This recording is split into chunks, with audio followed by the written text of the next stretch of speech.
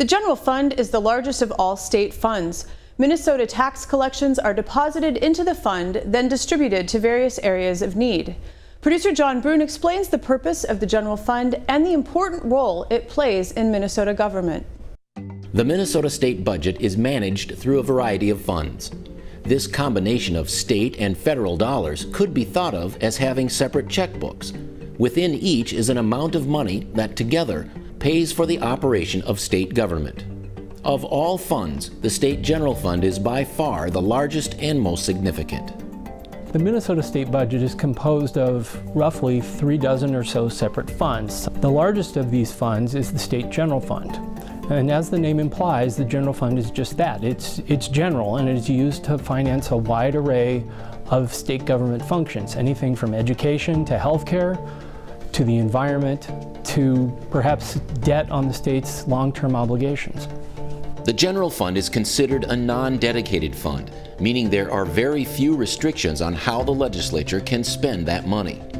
Most of the other funds that make up the remainder of the state budget are considered to be dedicated funds. Money in these funds must be used for specific purposes. For example, the state receives money from the federal government dedicated for Medicaid payments or highway construction, while other state dollars are dedicated for things like the Healthcare Access Fund or natural resources. Because the general fund is highly flexible, it can be used to move state dollars to and from many areas of need. It is also unique because it must be affirmatively enacted every 2 years. This is different from many dedicated funds in the budget. The legislature, with the concurrence of the governor, must enact general fund appropriations every 2 years to provide the resources for the operations of state government.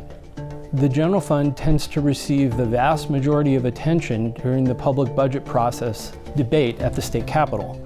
It is the fund that most members look to when they're looking to make a specific appropriation for a project because of its flexibility.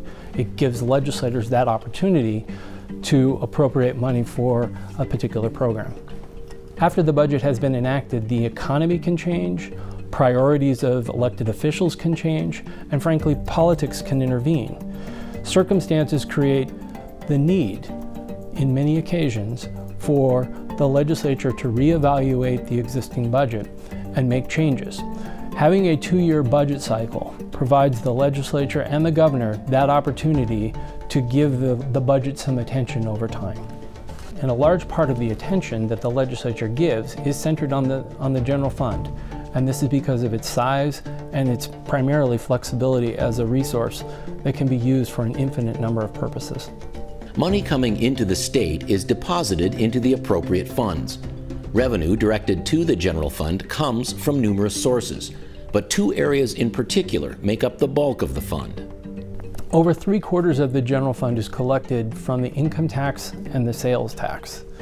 There are other taxes that contribute to the general fund as well. These include the statewide property tax, corporate business taxes, taxes on cigarette sales, taxes on alcohol sales, and a variety of other revenue sources. These other revenue sources are a much smaller contributor to the general fund. What this practically means, though, is that the general fund's primary revenue sources, income tax and sales tax, are highly sensitive to the overall state of Minnesota's economy. So when the economy does well, these taxes perform well and the general fund tends to grow. Conversely, when the economy slumps, income and sales taxes tend to slide and the general fund tends to suffer. That is one of the beauties of having a 2-year budget process, that the legislature can come in every 2 years, and frankly, frequently in the off year as well, to adjust the budget. Once money is deposited into the general fund, it is distributed to many areas of the state budget, but concentrated largely in 2 specific areas. By and large, the vast majority of the appropriations out of the state general fund are distributed to elementary and secondary education and health and human services budget areas. The elementary and secondary education appropriations constitute about 40% of state general fund appropriations. These are appropriations to state school districts, charter schools, and a variety of education programs. Over 30% of the appropriations from the general fund are allocated to health and human services. And these are primarily healthcare payments on behalf of low-income, elderly, and disabled individuals.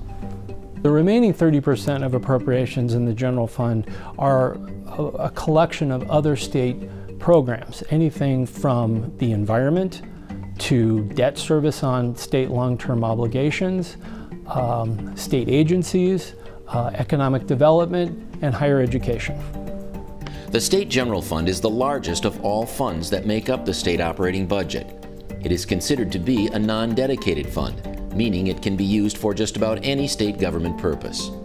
On occasion, revenues from other funds may be transferred into the general fund, or money from the general fund may be transferred out to meet a specific need.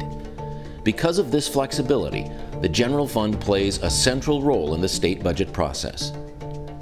Find out more about Minnesota's budget process at the Minnesota Management and Budget website.